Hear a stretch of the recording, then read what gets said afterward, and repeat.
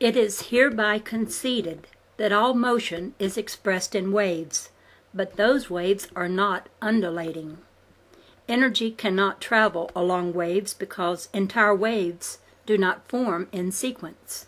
In other words, one whole wave is not completed before another begins. Waves are but effects which evolve as their cause evolves. Waves reproduce themselves part for part in sequence throughout the universe. Energy, therefore, cannot travel along waves which are not undulating, but are reproducing themselves part for part. It cannot leap across waves which are lacking in troughs and crests. Light does not travel, it reproduces itself. The light and heat which appear to come from the star or the sun has never left the star or the sun.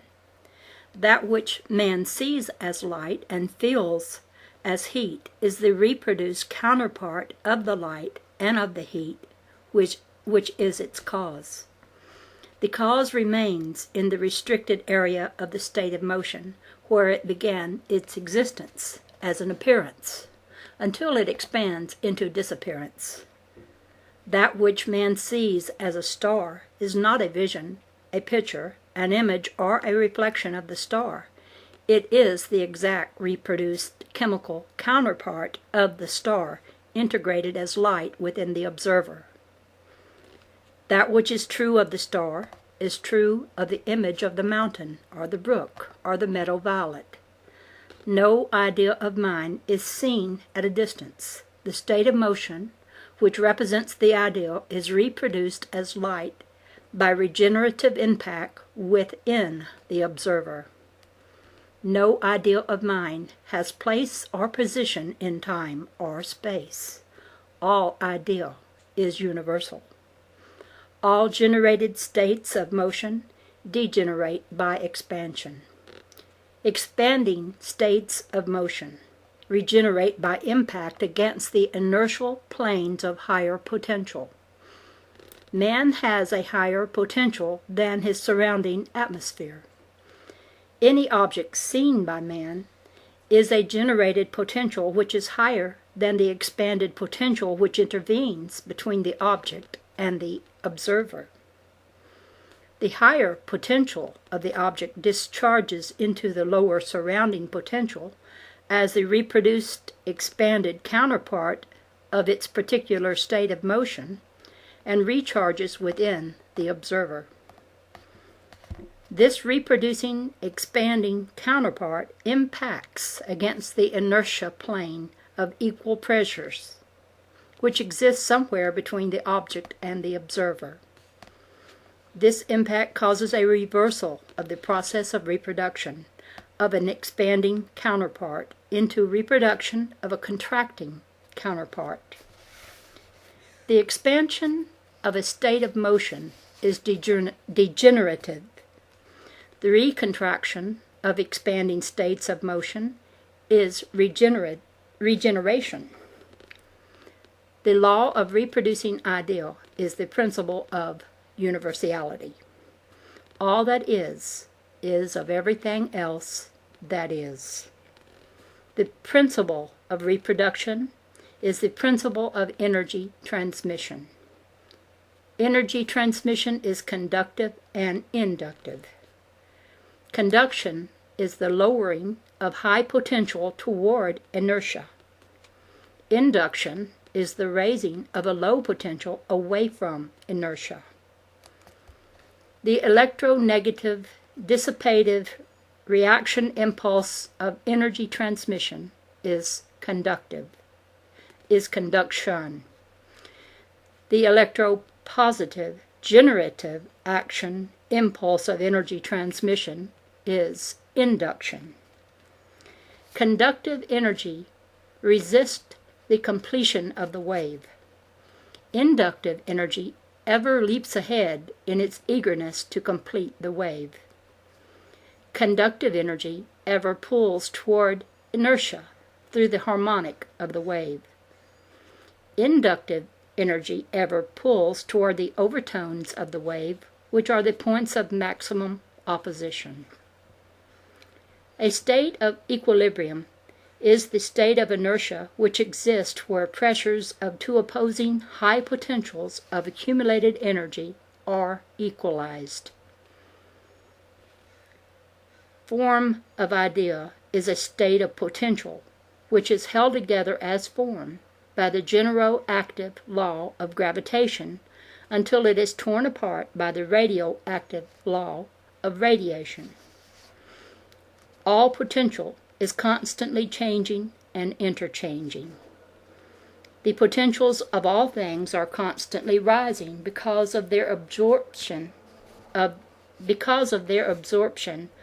the discharged energy of all other states of motion. All mass is regenerated by absorption of the impacting radioactive energy of all other mass. Also are all potentials constantly lowering because of their expanded reproduction in the surrounding lower potentials. All mass is degenerated by its own radiation. All mass is generated by accumulation of the universal constant of energy into higher potential. That which is generated must be radiated. All mass is degenerated by release of energy accumulation. Consider, for example, the regeneration of this planet by the radiation of the sun's high potential of energy impacting against its surface.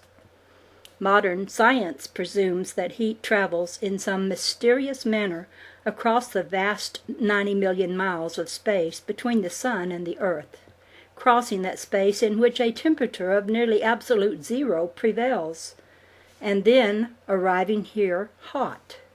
Man feels warmth from the sun, and in some manner it must be accounted for. The theory arrived at is far from the truth.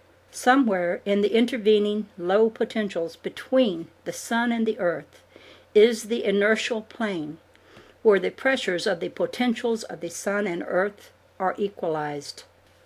Against the inertial plane, the sun's cooling and expanding radiation impacts and reverses its expansion into contraction. The cooling, expanding, lowering potential reverses into heating, contracting, rising potential. By this impact, the expanding radioactive energy is reversed into contracting genero-active energy. By the impact of the sun's regenerated light emanations against this planet, all disintegrating matter is regenerated. Every living thing reverses its nightly intent to die and lives again. Flowers which have folded their petals reopen them and grow. Animal life which has closed its eyes in sleep becomes conscious once more and takes on new energy.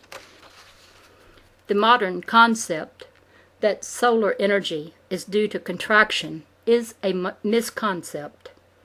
The energy given off from the sun is energy that is being generated within the sun. No energy can be radiated that has not been or is not being generated. All radiating mass is generating.